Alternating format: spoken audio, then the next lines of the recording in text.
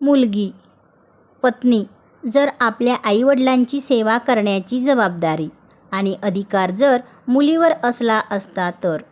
पती. तर काय? पत्नी. अहो काही नाही, आता राहू द्या. पती. अगं ऐकतोय मी, बोल ना पुढे. पत्नी.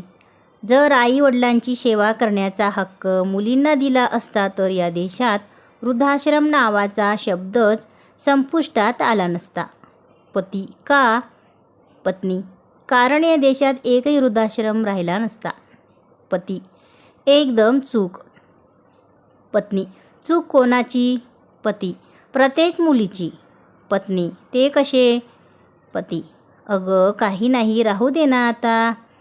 पत्नी. सांगा ना, ऐकते मी. पती. जर प्रत्येक मुली लग्न झाल्यानंतर आपल्या सासरलाच माहेर समजून व तसेच आपल्या सासू सासऱ्यांनाच आपले आईवडील समजून दोन शब्द प्रेमाचे बोलत असले तर देशात काय पूर्ण जगात फिरलो तरीही एक वृद्धाश्रम दिसला नसता.